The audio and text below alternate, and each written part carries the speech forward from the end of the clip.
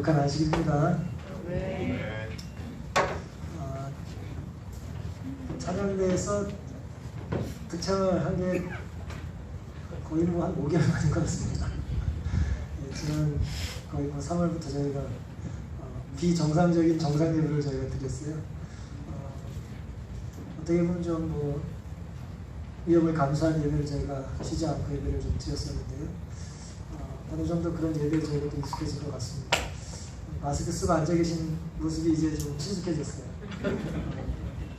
어쨌든 오시는 길 비를 뚫고 또 교통을 뚫고 오시는 도로를 발걸음 또 혹 이러저러 사정으로 또 댁에서 예배 드리시는 분들 또 다른 곳에서 휴가 중에 안식을 맞이하시는 분 모두 하나님의 은혜와 축복이 오늘 부르신 특창처럼 주 날개 및 내가 편하게 있네 비바람 거세고 어두워도 주께서 나를 잘 지킬 줄 아니 겁없이 평안히 거하리라.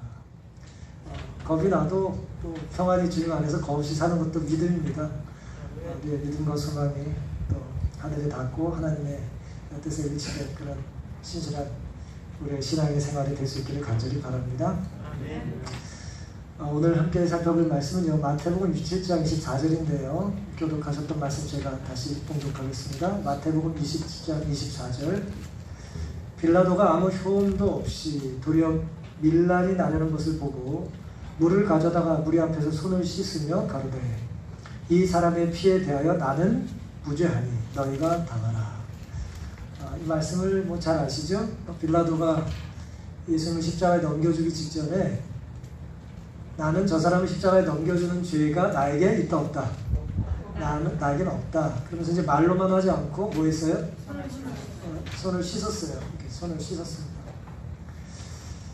오늘 이 말씀의 의미를 좀 여러 전후 문맥 혹은 그 상황을 좀 살펴보면서 함께 은혜를 좀 나누려고 합니다. 당시에 이제 유대의 총독이 빌라도였어요. 5대 총독이었는데 로마 시대에 이제 로마 제국 하에 유다는 아주 작은 나라였습니다. 그런데 이제 로마 제국은 이제 그 지정의 여단의 수많은 나라를 통치하면서 다 직접 다스릴 수가 없잖아요. 그래서 이제 총독을 세웠어요. 이렇게 각 지방에 총독을 보낸 거죠. 로마 사람을 보내서 다스리겠습니다. 하지만 또 총독만 다스리면 불만이 있으니까 그 지역에 또 나름 로마의 말을 잘 듣는 이제 왕들을 세웠어요.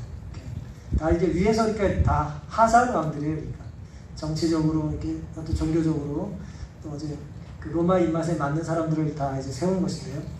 그때 이제 로마를 대표해서 유다를 다스리던 사람이 이제 빌라도였습니다.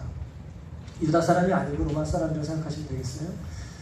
당연히 로마가 통치하던 시대에 우리로 얘기하면 식민지 생활을 했기 때문에 사형을 집행할 수 있는 권한이 어디 있었겠어요? 로마 정부에 있어요. 로마에 있었어요. 누굴 죽여라 말아라 하는 얘기를 누가 해요? 로마가 하는 거예요. 그러니까 그 힘에 그 권위에 위임을 받은 빌라도에게 이제 있었어요. 당시 물론 유대에는 이제 사법 활동을 했어요. 사내들인들이 재판을 했어요. 판결을 내릴 수 있었어요. 그런데 그 중죄를 지은 사람은 사형을 선고하잖아요. 근데 사형을 선고해도 집행할 수 있는 권한이 있어요, 없어요? 없어요. 로마 사람들이 너희는 사람을 죽일 권한을 너에게 주지 않겠다 그랬어요. 그래서 이제 빌라도에게는 몇 가지 권력이 집중되어 있었는데 사형을 할지 말지에 대한 사형 집행권이 있었고요. 그 다음에 이건 뭘 얘기하는 거냐면 그 지역의 이제 법원에서 판결한 것을 이 빌라도는 바꿀 수 있었다 그런 뜻이에요. 자기가 마음에 안 들면 그들이 내린 판결을 마음대로 바꿀 수 있었다는 거예요. 지방 법원의 결정을 변경할 수 있는 권한이 있었어요. 막대한 권한이죠. 그 다음에 대제사장을 임명할 수 있는 권한도 있었어요. 대제사장이라고 하는 건 유대인들의 종교적인 지도자, 최고 지도자인데 그 최고 지도자를 누가 뽑아요? 로마의 사람, 또 로마의 위임, 권력의 위임을 받은 총독이 뽑은 거죠. 그러니까 모든 걸 다 장악하는 거예요. 절대 권력을 황제로부터 위임을 받은 것입니다. 오늘 본문의 사건은 십자가에 달려 돌아가시던 날 새벽에 있었던 이야기인데요. 유대 종교 지도자들이 예수님을 잡아서 빌라도의 관저에 왔어요. 관사에 와서 이렇게 두드려요. 새벽에. 잡은 사람이 일어나면 기분이 좋아요, 안 좋아요? 굉장히 기분이 나빠요. 아주 불쾌했어요. 잠을 더 자야 되는데 이 말도 안 되는 유대인들이 와가지고 갑자기 이제 재판하겠다고 막 시끄럽게 이제 떠드는 것입니다. 그 시간에 재판하는 시간이 아니에요. 정상적인 재판 시간이 아니에요. 이건 비상 상황이라는 거예요. 비상 상황이 아니면 우리가 왔겠습니까? 뭐 그런 엉뚱한 소리를 하는 거죠. 우리가 예수님께서 십자가에 달려 돌아가시는 것을 우리가 살펴보면 법을 지킨 것이 하나도 없어요. 그러면서도 법대로 하겠대요. 엉터리인 것이죠. 무리한 절차였고 불법적인 행태였지만 로마의 총독이었던 빌라도를 찾아온 유대인들은, 정확히는 유대 종교 지도자들은 이렇게 해도 자기들의 뜻대로 될 거라는 기대가 있었어요. 예를 들어 불법을 저지르려고 하는데 그 불법을 저지르려는 의도가 잘 진행될 거라는 기대는 어떤 사람이 합니까? 불법을 잘 행하는 사람이 하겠죠? 근데 자기는 그걸 행할 권한이 없어요. 사람을 죽일 권한이 없어요. 근데 그 권한을 가지고 있는 사람에게 찾아갈 때 어떤 기대를 가지고 찾아가겠어요? 저 사람도 우리처럼 불법을 행할 수 있는 사람이다라는 확신이 있어야 가지 않겠어요? 불법을 행하지 않으셔가지고 좀 반응 안 하십니까? 내가 안 좋은 걸 가지고 뭔 해결을 해야 되는데 안 좋게 법을 그냥 법대로만 사는 정직한 사람에게 이게 통해 안 통해요? 안 통하죠. 근데 다행히 빌라도는 우리의 불법적인 요구를 지켜줄 수 있는 사람이라는 기대가 있었다 이거예요. 그러니 간 거예요. 그 시간에. 그 상황을 시대소만 이렇게 기록합니다. 제사장들은 연약하고 우유부단한 빌라도와는 그들의 계획을 무난히 성취시킬 수 있으리라고 생각했다고 했어요.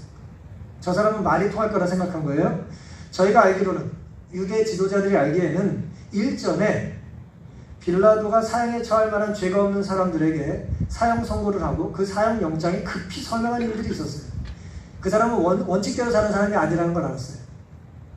공의를 이루려고 하는 재판을 하는 사람이 아니에요. 자기에게 도움이 되기만 하면 한두 사람 죽는 건 뭐 개의치 않는 사람이었어요. 이런 상황 혹은 이런 사람 앞에 유대인들이 찾아온 것이죠. 그리고 이제 마태복음 27장 24절에 유대인들의 요구를 이제 어쩔 수 없이 들어주면서, 마지못해 혹은 들어주면서, 혹은 자기도 그렇게 생각해서 들어주면서 무리 앞에서 손을 씻으면서 이 사람의 피해에 대해 나는 무죄하다고 말을 한 것이죠. 오늘 제목을 손을 씻는다고 무죄한가 라고 하는 조금 자극적인 제목을 생각했습니다. 손을 씻으면 무죄할까요? 먼저 빌라도의 좀 변명을 좀 살펴보겠습니다. 빌라도는 좀 억울한 면이 없지 않아 있어요. 왜냐하면 빌라도가 예수님을 처음부터 내주지 않았어요. 성경은 요한복음 18장 31절에 보면은 빌라도가 가로되 너희가 저를 데려다 너희 법대로 재판하라 그랬어요. 그러니까 빌라도가 직접 그 예수님을 재판하고 이제 사형에 선고할 마음이 전혀 없었어요. 너희 법대로, 너희들이 보기에 문제가 있다고 하니 너희 법대로 해결을 하라고 그랬어요. 그랬더니 유대인들이 가는데 우리에게는 사람을 죽이는 권이 없습니다 그랬어요. 그런 권한이 없으니 이 사람을 죽이려고 합니다. 이 사람에게 죽일 게 뭐냐 그랬더니 죽일 일이 아니면 우리가 왜 왔겠습니까? 논리적인 것 같지만 전혀 말도 되지 않는 주장을 하고 있는 거예요. 어쨌든 빌라도는 예수님을 바로 재판에서 십자가에 내어줄 마음이 있었다 없었다? 없었어요. 이게 첫 번째입니다. 두 번째, 그래서 헤롯에게 넘겨요. 헤롯은 당시 이제 분봉왕이었어요. 그러니까 이스라엘을 다스리는 이제 몇 명의 왕들이 있었는데 로마에서 물론 이제 심어주고 로마에 이제 허락을 받은 사람들이죠. 그런데 이제 그 중에 이제 헤롯 왕가의 이제 오래된 왕조인데요. 이스라엘의 정통 왕조는 아닌데요. 어쨌든 헤롯에게 보냅니다. 누가복음 23장 7절에 헤롯의 관할에 속한 줄을 알고 헤롯에게 보내니 때에 헤롯이 예루살렘에 있었다. 무슨 말씀이냐면은 빌라도가 자기가 재판하고 싶지 않았어요. 그래서 난 이거 재판할 마음이 없으니까 그냥 헤롯에게 보내서 니들이 알아서 재판하라고 보낸 것이죠. 어쨌든 예수님을 이제 죽일 마음이 없었다는 거예요. 이것이 어쨌든 물증이 된 거예요. 계속해서. 세 번째, 특별히 6월절에 특별 사면을 해주는 문화가 있었잖아요. 6월절이 되면은 억울한 죄수 한 명을 이렇게 특별하게 사면해주는 그런 문화가 있었는데 빌라도가 그것을 알고 요한복음 18장 39절에 보면은 6월절이면 내가 너희에게 한 사람을 놓아주는 전례가 있으니 그러면 너희는 내가 유대인의 왕을 너희에게 놓아주기를 원하느냐고 물어요. 뭐 악한 바라바를 살려주는 것보다는 이 억울한 것 같은 예수님을 살려주는 게 나을 것 같다고 생각한 거예요. 이 사람 보기에. 그러니까 나는 예수님을 살려고 애를 썼어요. 그리고 마지막입니다. 누가복음 23장 30절에 빌라도가 세 번째 말하되 이 사람이 무슨 악한 일을 하였느냐? 나는 그 죽일 죄를 찾지 못하였나니 때려서 놓으리라 그랬어요. 성경에는 빌라도가 3번에 걸쳐서 예수를 살려주려고 그냥 보내겠다고 말을 했다고 했어요. 3번이나. 여러분, 누가 나쁜 짓을 하려고 했는데 3번을 내가 말렸어요. 그럼 4번째 나쁜 짓 하면 책임을 누가 져야 됩니까? 말리지 않은 사람이, 더 말리지 않은 사람이 져야 되나요? 뭐 작년인가 재작년에 제가 어떤 분과 무슨 얘기를 하는데 그런 얘기를 하더라고요. 딸이 이제 뭐 이렇게 시집을 가서 잘 사는데 이제 어쨌든 살다가 힘든 일이 있으니까 엄마한테 그랬대요. 왜 날 말리지 않았냐고. 근데 엄마가 엄청 말렸었대요. 그랬더니 이렇게 말하더래요. 왜 더 안 말리냐고. 그랬다는 거예요. 우리가 그런 말 할 수 있죠? 공부를 하려는데 듣기 싫다가 나중에 철들면 뭐라 그래요? 왜 나를 때려서라도 더 공부를 시키지 않았냐? 때려서 말을 듣습니까? 안 들어요. 우리가 그런데 그런 말을 할 수는 있다 이거예요. 그러니까 3번이나 거듭거듭 살려주겠다고 했는데, 살려줘야겠다고 했는데 거절했던 사람들에게 이제 빌라도는 할 말이 있을 수 있다는 거죠. 그게 옳다는 게 아니라 빌라도의 변명은 그럴 수 있다는 거예요. 빌라도는 나를 예수님을 살려고 애를 썼다는 거예요. 그러니 유대인들의 기대와 좀 달리 행동한 거잖아요. 빌라도가 즉각 서명하고 죽일 줄 알았더니 뭐예요? 몇 번이나 거절을 하는 거예요. 그러니까 이제 난감해진 거죠. 악을 실행에 옮기는데도 노력이 필요해요. 3번 거절당했다고 포기하면 악을 행할 수 없습니다. 그렇다고 악을 행하려고 계속 인내를 가지라는 얘기가 아니고요. 그러니까 유대인들이 예수님을 십자가에 매달리기 위해서 굉장히 노력을 많이 했다는 거예요. 왜 빌라도가 그런데 이렇게 거듭 예수님을 살려고 애를 쓰다가 결국 살리지 못했는가? 빌라도에게 두려워하는 게 있었어요. 정치인이 두려워하는 게 뭘까요? 정치인은 무엇을 두려워합니까? 국민, 백성. 빌라도가 두려워하는 게 있었어요. 요한복음 19장 12절. 이러함으로 빌라도가 예수를 놓으려고 힘썼으나 유대인들이 소리질러 가로되, 민중들이 소리를 질렀어요. 이 사람을 놓으면 가이사의 충신이 아니니다 그랬어요. 가이사가 누굽니까? 로마 황제 시저를 얘기하는 거예요. 당신은 시저가 보내서 이 자리에 와 있는 사람인데, 이 사람은 밀란을 일으키는 사람이고 이렇게 로마의 법을 뒤엎는 것 같은 사람인데, 물론 이게 거짓말이지만 당신이 이 사람을 놔준다면 당신은 가이사의 충성스러운 종이 아니지 않습니까? 라고 이제 협박을 한 거예요. 뭐 할 수 있어요? 로마에 뭐 할 수 있어요? 보고할 수 있잖아요.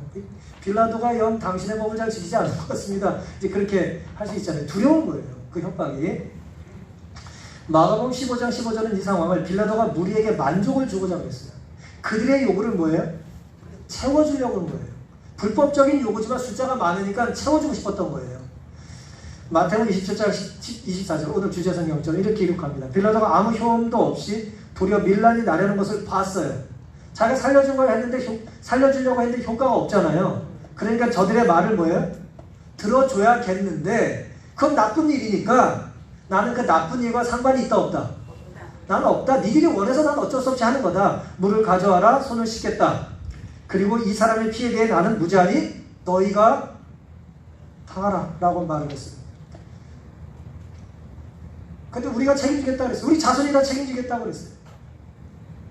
로마 제국이 자랑하는 것들이 여러 있었는데 그 중에 하나가 법입니다. 법. 로마의 법은 강력했어요. 당시에 황제가 이제 티베리우스였는데 이 황제는 특별히 로마인들의 자부심을 가지고 고발당한 사람을 다루는 일에 있어서 정의감이 투철하다는 걸 자랑스럽게 생각했어요. 그러니까 옳은 사람이냐 나쁜 사람이냐는 보통 바른 사람에 대한 태도에서 나타나는 게 아니라 억울한 사람 혹은 약한 사람 혹은 죄인을 어떻게 대접하느냐에서 그 수준이 드러나는 거예요. 아주 교양 있고 실력 있고 돈 많은 사람에게 우리가 세련되게 친절하게 하는 건 어려운 게 아니에요. 그게 뭐 어려워요? 누구나 다 하는 건데. 문제는 뭐예요? 돈 없고 무례하고 뭐 변변치 않은 사람에게 우리가 예의 있게 대하는 것이죠. 그게 그 사회와 그 사람의 수준을 보여주는 거죠. 로마는 그런 자부심이 있었어요. 고발당한 사람에게는 뭐예요? 법을 공정하게 적용한다. 그래서 당시에 티베리우스 황제는 어떤 사람을 부당하게 취급한 로마 관리를 가혹하게 처벌한 것으로 아주 유명한 사람이었어요. 그러니까 법을 집행할 때 함부로 집행하지 못하도록 황제가 아주 그냥 이제 벌을 내렸다 이거예요. 그런데 이미 빌라도는 유대인들에 대해서 살해받지 못하게 재판했던 것 때문에 난폭하게 처우를 했었기 때문에 황제의 불만을 샀었대요. 이미 그러니까 빌라도는 뭐예요? 황제에게 찍혔던 점수를 잃었던 일이 있었어요. 근데 지금 유대인들이 찾아와서 불법을 저질러 달라고 요구하는 거잖아요. 그러니까 누구 눈치를 봐야 돼요? 황제 눈치를 봐야죠. 그런데 황제는 뭘 싫어할까요? 불법을 저지르는 것도 당연히 싫어하지만 정치인이 제일 싫어하는 게 뭐예요? 시끄러운 거잖아요. 밀란이 나는 거잖아요. 그렇죠? 여기저기 자꾸 시끄럽게 소리 나는 게 싫잖아요. 불안해 보이니까. 유대인들에게 말도 안 되는 요구를 들어줄 수는 없겠는데 안 들어주면 자기의 정치력에 문제가 생기잖아요. 알아서 잘 다스리라고 보내놨는데 시끄러운 것이죠. 그래서 빌라도는 유대인들의 비건드리기를 주저했어요. 그러나 예수님이 무죄하다는 것을 알게 되고 사형 집행을 명하게 되면 나중에 황제에게 책임 추궁을 당할까요? 책임 추궁을 당할 여지가 있잖아요. 예수님이 인기가 많은 분이니까. 그게 이분의 이제 고민이었어요. 빌라도의 딜레마였어요. 이것도 저것도 하기가 힘든 것이죠. 통제력을 잃은 위임받은 지방의 권력자. 황제가 나에게 힘을 줬는데 그 힘을 가지고 내가 통제를 못하고 있는 거예요. 로마 황제의 눈에 어떻게 보이겠어요? 무리를 만족시키려는 이면에는 황제에게 찍힐 수 없다라고 하는 몸부림이 있었던 거예요. 빌라도가 나는 힘들었어요. 정치인들은 권력에 예민하죠. 왜 이렇게 사람들이 정치를 하려고 할까요? 왜 이렇게 사람들이 정치를 할까요? 권력욕이 인간이 가진 가장 마지막 욕망이라는 말을 사람들이 많이 합니다. 70이 되고 80이 돼도 놓지 않아요.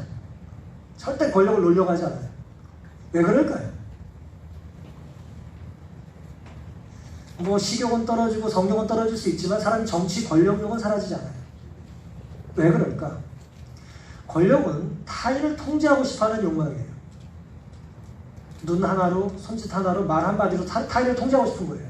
나는 뭐하지 않으면서 그들로부터 통제받지 않으면서 다른 영역에 살고 싶은 거예요. 근데 반란이 일어나고 밀란이 일어난다는 거예요. 내가 통치력을 상실했다는 거죠. 통제가 불가능한 상태가 된다는 거예요. 그게 황제에게 보고가 되면 어떻게 될까요? 황제는 통제하라고 보냈어요. 저기 잘 다스려라. 내 뜻을 잘 구현해라 보냈습니다. 그랬더니 그쪽에서 뭐라고 보고해요? 내가 통제를 못하겠습니다. 통제 불가합니다 라고 보내요. 그럼 여러분이 황제라면 그 사람을 어떻게 평가하겠어요? 두 번 기회를 주겠어요? 통제가 불가능하다라고 하는 밀란의 소식이 들어가는 것은 자기가 보고를 하든 다른 사람이 보고를 하든 이런 얘기예요. 저는 무능합니다. 저는 무능한 정치인이니까 그냥 저를 직접 통치하셔야겠습니다 라고 말하는 거예요.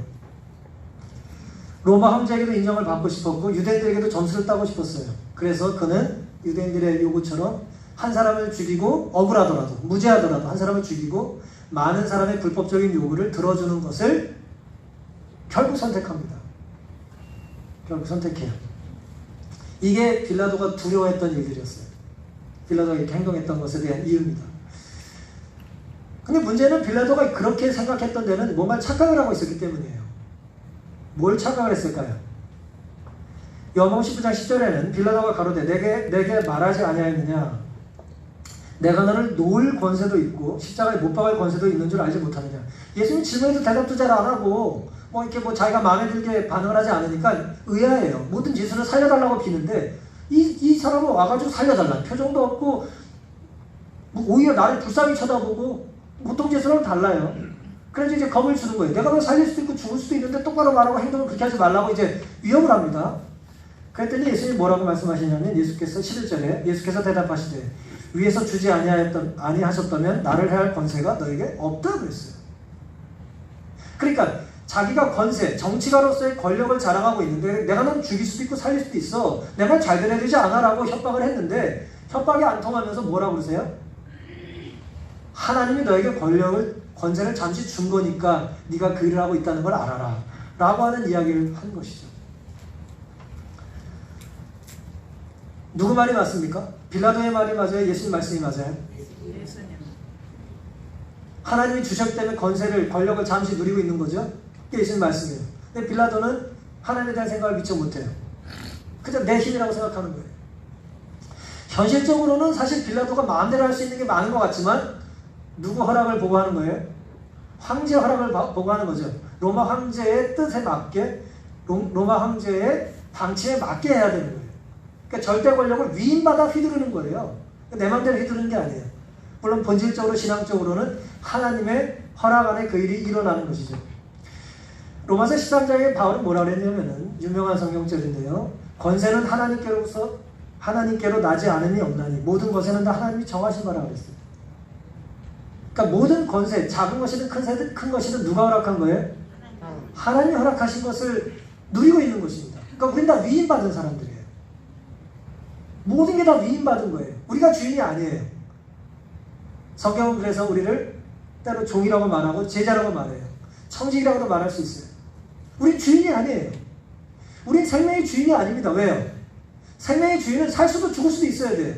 근데 우리는 우리의 생명을 스스로 우리에게 부여할 수가 없잖아요.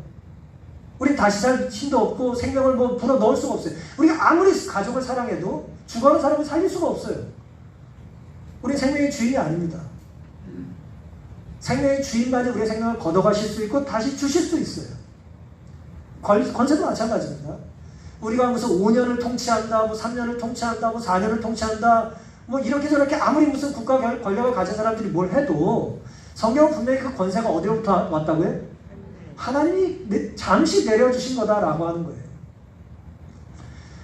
근데 빌라도는 착각을 한 거죠. 내 마음대로 해도 된다고 생각한 거예요. 내가 누리고 있는 건강이, 혹은 내가 가지고 있는 어떤 경제력이, 혹은 오늘 우리가 배운 것처럼 내가 가진 어떤 은사가 내 마음대로 해도 된다고 생각하면 안 됩니다. 그것은 주인이 있어요. 주인이 나에게 잠시 뭐 한 거예요? 맡긴 거예요. 맡기셨기 때문에 계산하실 수 있고 회개하실 수 있고 정산하실 수 있고 우리 심판하실 수 있는 거예요. 주인이니까 그분이. 주인이 아니라면, 주인이 우리라면, 우리가 주인이라면 우리 마음대로 한 것에 대해서 우리가 평가받을 이유가 없는 거예요. 하나님 것이기 때문에 하나님은 계산하시고 심판하실 수 있는 거예요. 내 마음대로 내 권력을 휘두르도 된다고 하는 빌라도의 착각은 어리석은 것입니다. 어리석은 거예요. 어리석은 사람들은 교만하게 행동하기 쉽습니다. 그리고 했던 행동이 오늘 이제 주제 성경절 마태복음 27장입니다. 24절 무리 앞에서 손을 씻으며 가로되 이 사람의 피에 대해 나는 무죄하니 너희가 당하라 라고 말합니다. 왜 손을 씻었을까요? 손을 왜 씻어요? 저희가 요즘 손 자주 이렇게 씻는데 손을 왜 씻습니까? 효과가 있으니까 씻어요. 효과가 있으니까. 씻는 흉내는 효과가 없고 씻는 게 이제 효과가 있는 거예요. 성경은요, 신명기 21장에 보면은 유대인들에게 하나님께서 하나의 규례를 하나 만들어 주셨어요. 다시 말씀드리면 법을 하나 만들어 주셨어요. 그 법은 이런 것입니다.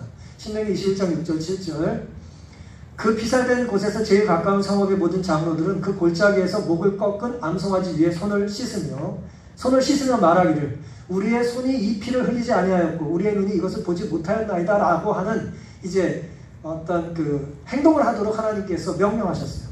말씀을 정리하면 이런 것입니다. 길을 가다가 누가 어디 죽어 있어요. 어떤 사람이 죽어 있어요. 내가 죽이지 않았는데 누가 죽어 있어요. 그러면 사람들이 네가 주인 거 아니냐라고 나를 의심할 수 있죠. 지나간 사람 CCTV 다 돌려보니까 지나갔잖아요. 그런데 내가 주인이 아니다라고 하는 것을 이제 증명하기 위해서 뭘 하라고 했냐면은 근처에 가까운 그 섬에 가장 가까운 장로들도 불러다가 이제 골짜기에서 암송아지 잡고 손을 씻으라는 거예요. 그리고 우리 손이 이 피를 흘리지 않았다라고 말하라는 거예요. 그러면 너는 무죄하다는 거예요.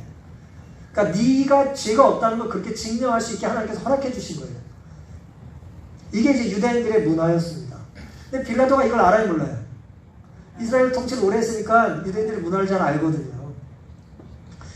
지금 눈앞에 벌어져서 예수님이 돌아가신 죽음에 대해 나는 너희들의 문화로 봤을 때 무죄하다. 내가 몇 번이나 이분을 살려고 그랬냐. 난 무죄하다. 그래서 손을 씻은 것입니다. 손을 씻은 이 예식을 하나님께서 우리에게 허락해 주신 건 뭐예요? 책임을 질 필요가 없거나 책임이 없는 사람에게 억울하게 책임을 지우지 말라고 해주신 거죠. 근데 빌라도는 엉뚱하게 행동하고 있어요. 책임을 져야 될 사람이 책임을 지지 않겠다고 하면서 이 예식을 행하고 있는 것입니다.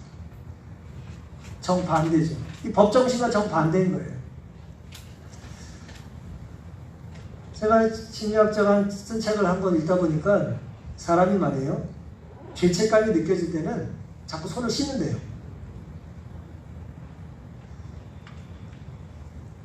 연구자들을 이렇게 모집해가지고 두 그룹으로 나눠서 한 그룹에게는 네가 했던 나쁜 짓을 생각해봐 그랬대요.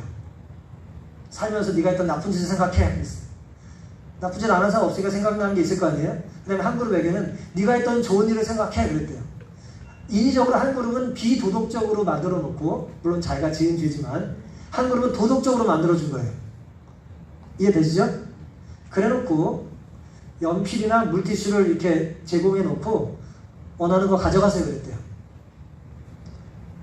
그랬더니 도덕적인 그룹에서는 연필들을 들고 왔는데 비도덕적인 그룹에서는 거의 물티슈 들고 갔대요. 왜 그랬을까요? 안 좋은 일을 생각했더니, 내가 나쁜 짓 했던 생각을 했더니 뭐 하고 싶은 거예요? 씻고 싶은 거예요. 결국 사람들은 자신의 잘못을 떠올리면은 씻고 싶은 거예요. 여기 내가 뭐가 죄가 묻었기 때문에, 피가 묻었기 때문일 뿐만 아니라 사람의 의식 속에는 씻고 싶은 것을 이제 유혹을 받는 것입니다. 이게 빌라도의 상황이었어요, 당시에. 근데 우리 이제 기억해 봐야 될 게 있는데, 그건 뭐냐면은 빌라도에게 그러면 기회가 없었냐라고 하는 거예요. 빌라도에게는 기회가 없었는가? 구원받을 기회. 정말 이 복음서에 아름답게 기록될 수 있는 기회, 구원받을 기회 없었는가라는, 그가 놓쳤던 안타까운 기회를 잠깐 좀 생각해 보겠습니다. 빌라도는 자기가 이제 신학교 다닐 때 많이 생각했던 주제인데 엄청난 질문을 했던 사람이에요, 빌라도가. 요한복음 18장 37절 38절, 무릇 진리에 속한 자는 내 소리를 듣느니라 하신데 예수님께서 그렇게 말씀하셨어요, 빌라도에. 그랬더니 빌라도가 이렇게 말해요. 가로되 진리가 무엇이냐. 빌라도가 진리가 무엇이냐라고 하는 질문을 했던, 어쨌든 성경에 기록된 유일한 사람이에요. 대단한 질문을 했던 사람이에요. 그런데 진리가 무엇이냐 질문을 한 다음에 이 말을 하고 다시 유대인들에게 나가서 이르되 나는 그에게서 아무 죄도 찾지 못하노라 라고 이제 말을 합니다. 훨씬 이 말씀을 이렇게 기록했습니다. 빌라도는 진리를 알고자 하는 열망을 가지고 있었다 그랬어요. 유력한 정치인이고 아는 게 많고 배운 게 많고 가진 게 많고 그런 사람이 진리에 관심이 있어요, 없어요? 어쨌든 진리에 관심이 있었던 거예요. 진리가 도대체 뭐냐? 그런데 그 열망을 가지고 있었는데 그의 마음은 참으로 진리가 무엇이고 어떻게 얻을 수 있는지를 알고 싶은 욕망으로 마음이 흔들렸었다 그랬어요. 문제는 진리가 무엇이냐고 그는 물었다. 여기까지는 좋았는데 그러나 그는 대답을 기다리지 않았다 그랬어요. 우리가 행복이 뭡니까? 사랑이란 어떤 겁니까? 감사란, 진정 감사란 무엇입니까? 하나님을 찬양하는 기쁨은 어떤 겁니까? 라고 질문할 수 있습니까? 질문할 수 있죠? 네. 질문할 수 있습니다. 우리가 구별된 시간에 기도하고 사는 게 어떤 의미가 있습니까? 질문할 수 있어요. 고민할 수 있습니다. 문제는 질문을 했을 뿐 뭐 하지 않았다고요? 답을 기다리지 않았다는 거예요.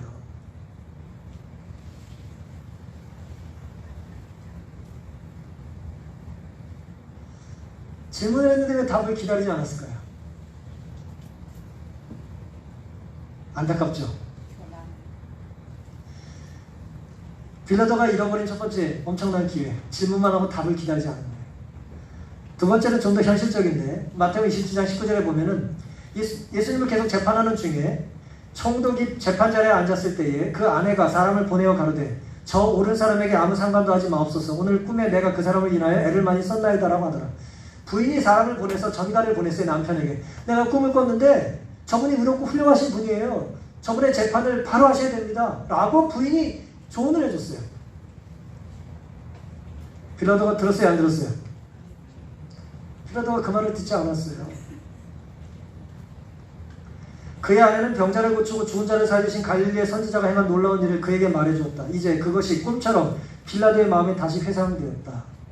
빌라도가 구원받을 수 있는 절호의 기회가 이거 외에도 몇 가지가 다 있는데 제가 이제 그게 두 가지만 오늘 택한 거예요. 자기 안에 진리를 알 수 있는 기회가 있었다 없었다? 있었어요. 근데 질문만 하고 대답을 기다리지 않았고요. 두 번째는 하나님께서 그의 아내를 통해서 빌라도에게 한 번 더 기회를 주셨어요. 꿈에 나타나셔서 아내의 꿈에 나타나셔서 예수님이 어떤 분인지를 전달해 줬어요. 지금 눈앞에 누가 있습니까? 예수님이 계시잖아요. 그러니까 예수님이 진리신데 진리가 눈앞에 있습니다. 물리적으로 가장 가까이 있었어요. 누구보다도 빌라도는 진리가 가까이 있었어요. 물리적으로. 하지만 영적으로는 거리가 멀었어요. 안타까운 일입니다. 바로 옆을 스쳐 지나가는데도 내가 구원받을 수 있는 기회를 알아보지 못한 거예요. 빌라도는 안타까운 게 아닙니다. 오늘 우리도 마찬가지예요. 우리가 내 잘못을 인정하고 회개할 수 있는 기회가 있어요. 내가 어리석음을 고백할 수 있는 기회가 있습니다. 내가 그동안 잘못했다. 살아갈 수 있는 기회가 있습니다. 말 한마디로 혹은 표정으로 우리가 그럴 수 있습니다. 또 뭐예요? 우정을 쌓을 수 있는 기회가 또 있습니다. 물론 보통은 노력하지 않고 누군가 나에게 다가올 수 있지만 어떤 사람에게 내가 다가가야 될 때가 있잖아요. 매일 듣는 찬양이지만 오늘 마음이 울려서 오늘 찬양 너무 감사합니다. 은혜 많이 받았습니다. 라는 말을 하고 안 하는 데는 엄청난 갈등이 있는 거예요. 별거 아닌 거지만 엄청난 갈등이 있는 거예요. 감사를 표현하는 게 쉬운 게 아닙니다. 우리가 분노를 표현할 때도 참다가 한마디 하는 거랑 비슷해요. 선을 넘는 건 쉬운 일이 아니에요. 하지만 우리에게도 그런 것들이 다 뭐예요? 기회입니다. 우리가 하나님께 감사할 수 있는 기회, 성도에게 감사할 수 있는 기회인 거예요. 진리에 대한 호기심, 열망, 흔들림만으로는 충분하지 않아요. 그것으로는 부족합니다. 주님처럼 진리의 생명을 걸어야 돼요.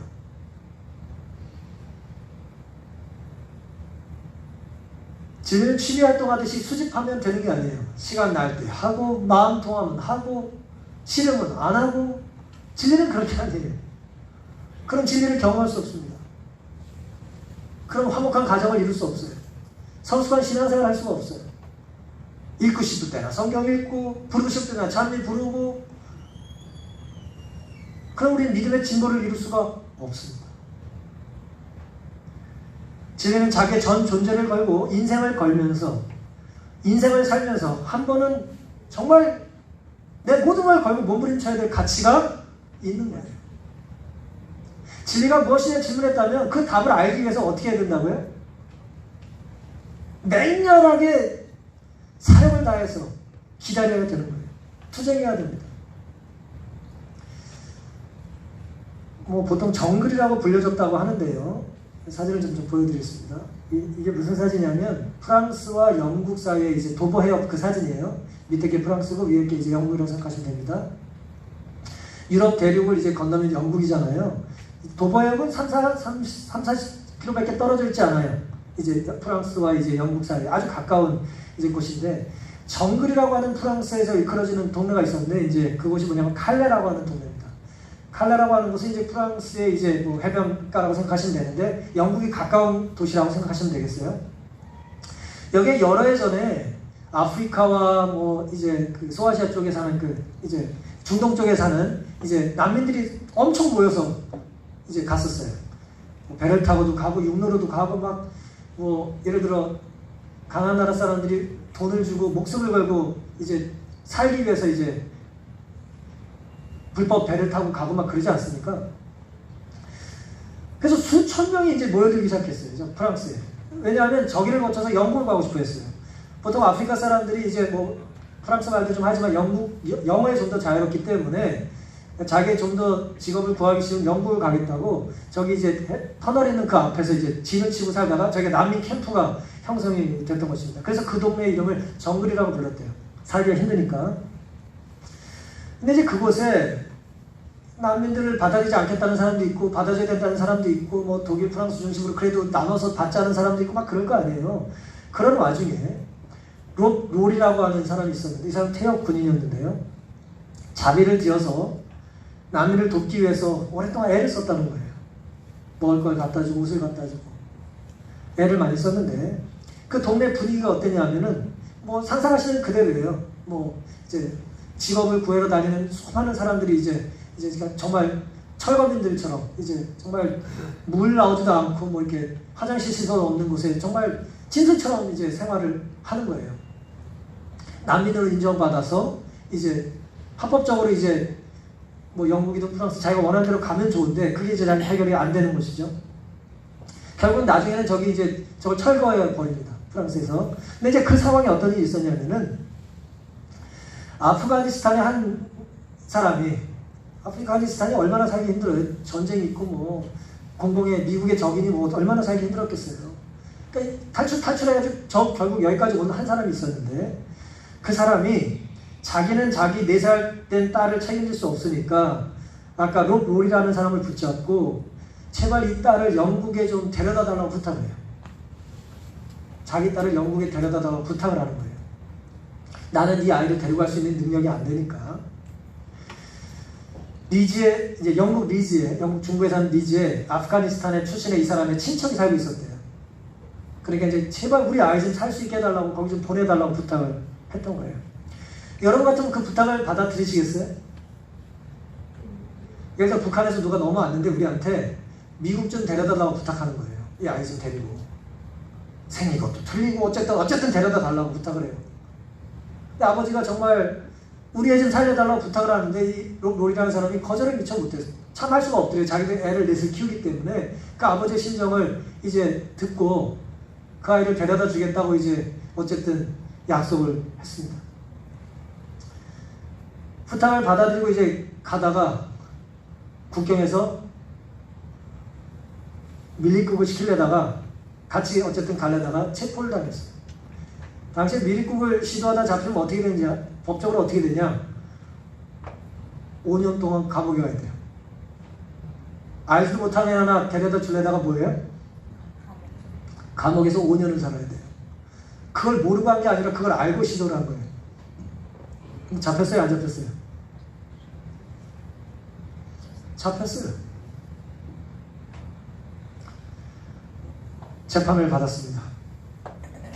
근데 감사하게도 프랑스 판사가 그냥 벌금 1,000유로만 내렸대요. 어제 기준으로 140만 6,300원. 예. 이것이 벌어졌을 때 환율은 이제 130만 원쯤이었는데 한 10만 원 올랐더라고요. 환율이. 여러분 이제 뭐 제가 이 말씀 이제 해드리는 이유는 이 롤이라는 사람, 롤이라고 하는 사람이 이 일을 왜 했을까요? 왜 이런 위험을 감수하면서 이 일을 했을까요? 자기와 상관이 있어요? 없어요? 이 사람이? 아프가니스탄 출신의 이 사람이 친척이에요? 가족이에요? 아무 상관이 없는 사람인데 그냥 알게 돼서 부탁을 받은 거예요. 선한 일을 하다 보면 자꾸 힘든 일을 해야 돼요. 알게 된 거예요. 체포당할 위험을 왜 감수했을까요? 마틴 루터 킹 주니어 있죠? 미국의 인권 운동하다가 이제 총살당해서 죽은 분 있잖아요. 이 사람이 했던 말인데요. 가장 높은 수준의 도덕을 따르는 행동은, 그러니까 가장 높은 수준의 도덕적인 행동이란 강요할 수 없는 것에 따르게 되는 것이다라고 말했어요. 말이 좀 어려울 수도 있는데 분명히 이렇습니다. 가장 위대한 도덕적인 행위라는 것은 누가 강제로 해라고 해서 억지로 하는 게 아니라 강요할 수 없는 것을 내 마음의 깊은 양심의 부름에 따라 행동으로 옮기는 것이다 라는 거예요. 원조물자를 날라주는 것, 정글에, 이 동네에, 이 난민 캠프에 누가 하라고 시켜서 한 거 아니에요. 내 돈 갖다 한 거예요. 소녀를 구하려는 이유, 그의 부탁을 거절하면 내가 벌을 받기 때문이 아니에요. 오히려 그 벌을 감수하면서까지 한 거예요. 법에서 그를 도와줘서 한 게 아니에요. 법은 뭐 하고 있어요? 오히려 안 할 많은 일들이 있는 거예요. 안 할 많은 이유가 있는 거예요. 하고 싶지만 하지 않아도 되는 이유가 있어요? 없어요? 너무나 많은 거예요. 난 널 돕고 싶지만 합법적으로는 안 되겠다. 나는 법을 잘 지키는 사람이다. 하지만 이 사람은 그럼에도 불구하고 한 아이를 살리기 위하여 그 아버지의 죽어가는 부탁을 들은 것이죠. 물론 개인의 이득을 위해서 하는 것도 아니에요. 내적인 자부심과 만족을 느꼈을 수는 있지만 그것은 동기가 아니에요. 자부심을 위해서 일을 하는 게 아니에요. 하고 나면 자부심을 결과로 느낄 수는 있겠지만 자부심 맛보겠다고, 긍지를 맛보겠다고 이런 위험을 감수하는 게 동기가 되는 건 아니에요. 그것이 첫 번째 이유는 아닙니다. 결과로 따라올 수는 있겠지만. 남을 돕기 위해 했던 이 일은 처음 본 사람을 위해서 개인적인 자유를 박탈당할 위협을 무릅쓰는 것은 심한 소명을 따르고 강요할 수 없는 순간 원칙 때문입니다. 이런 사람들은 보통 사람들이 자신의 성공에 몰두할 때에 타인의 행복을 중요하게 생각하는 그런 사람들이에요. 내 책임도 아니지만, 내가 나쁜 일 한 건 아니지만 더 훌륭하게 행동을 하지 못했다는 것을 부끄러워하는 사람들입니다. 우리를 얘기하면 쓰레기 내가 버린 건 아니지만 저거 내가 좀 치워야 되는데 라고 고민을 하지 않고 직접 치워야 된다 이거지. 그러면서 뭐라 그래요? 더 잘 치웠어야 되는데.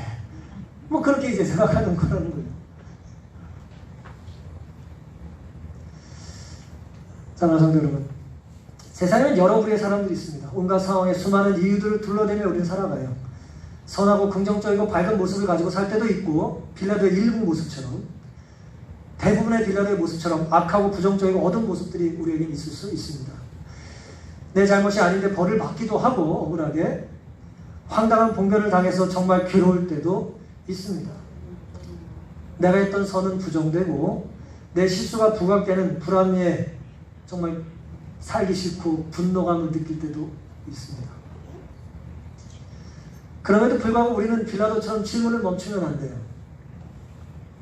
진리가 무엇이냐는 질문을 해야 합니다. 여기까지는 빌라도가 틀리지 않았어요. 문제는 그 다음이죠. 그 질문을 해줄 수 있는 유일한 분이 앞에 계심에도 불구하고 뭐 하지 않았어요?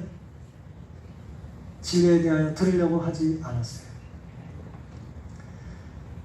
왜냐하면 빌라도는 어쩌면 그 순간에도 자기가 주인이라고 착각했을지 모르겠어요. 내 문제는 내가 해결해야 된다고 고민했을지 모르겠습니다. 오늘 우리도 정말 내가 해답을 알 수 없는 고민을 갖고 살지 않습니까? 우리가 오늘 안고 살고 있는 질문은 다 진리가 무엇이냐라는 질문과 통해요. 이 문제 어떻게 하면 좋겠습니까?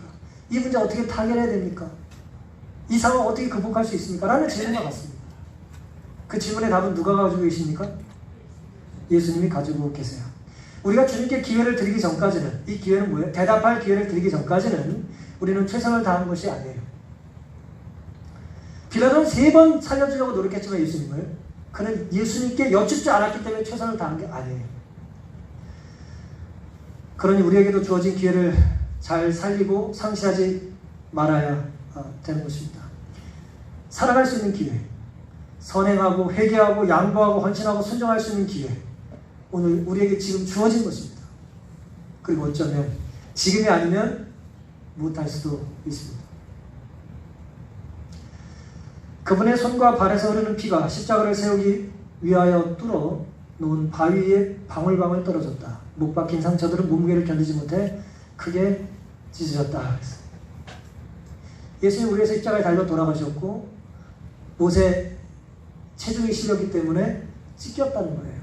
그리고 그때 찢겨진 살 사이로 피가 흘러 밑에 흘렀다는 것입니다. 시편 73편 23절, 내가 항상 주와 함께하니 주께서 내 오른손을 붙드셨나이다. 예수님이 나를 붙잡아 주시는 손은 십자가에 못 박힌 손이에요. 에베소 1장 7절, 우리가 그리스도 안에서 그의 은혜의 풍성함을 따라 그의 피로 말미암아 구속 곧 죄사함을 받았으니, 우리는 예수님의 피로 구원받은 사람들입니다. 그 구원해 주신 예수님은 그 피난 손으로, 못자고 하는 손으로 우리를 붙잡아 주세요. 제가 이 말씀을 묵상하면서 설교를 준비하면서 이런 생각을 하게 됐어요. 우리가 예수님의 손에 붙잡혀서 놓치지 않을 수 있는 방법이 뭘까? 물론 예수님이 강한 손으로 우리 붙잡아 주시는 거죠. 우리가 그렇게 생각하지 않습니다. 우리가 예수님을 잡는 힘보다 예수님 우리 잡는 힘이 당연히 세니까. 근데 우리가 예수님이 어쨌든 우리의 손을 걸 수 있으려면 못 잡게 제 긴 손가락을 넣으면 되겠다라는 생각을 제가 하게 됐어요. 좀 잔인한 상상인데 그럼 좀 안전할 것 같아요. 안 빠질 것 같아요. 주님의 상처난 오른손으로 주님은 우리를 붙잡기를 원하십니다. 우리가 주님과 상관없다고 물에 손을 씻으면서 나는 주님의 죽음에 죄가 없다고 말하는 대신에 주님의 피를 우리의 몸에 우리의 손에 바름으로 나 때문에 주님이 돌아가셨다는 회개와 고백과 감사가 우리의 있기를 간절히 바랍니다. 물에 손을 씻어서 나는 무죄하다. 나는 그 일에 무죄하다. 나는 그 상황에 잘못한 게 없다. 나는 괜찮다. 나는 더 이상 그 일을 할 필요가 없다라고 하는 면죄를 위하여 우리가 무죄를 주장하기 위하여 자꾸 손에 물을 대고 씻음으로 어리석은 고백을 주장하기보다는 피 묻은 손으로 끝까지 나를 붙잡으시는 예수님의 사랑에 주님 저는 죄가 많지만 주님이 저 때문에 돌아가셨지만 저를 구원해 주신 게 감사드리고 제가 다시 한번 주님의 말씀에 따라서 사랑해 보고 다가가 보고 손을 내밀어 보고 봉사해 보겠다는 겸손한 고백과 회개가 우리에게 있게 되기를 간절히 바라면서 오늘 말씀을 마치겠습니다. 아멘.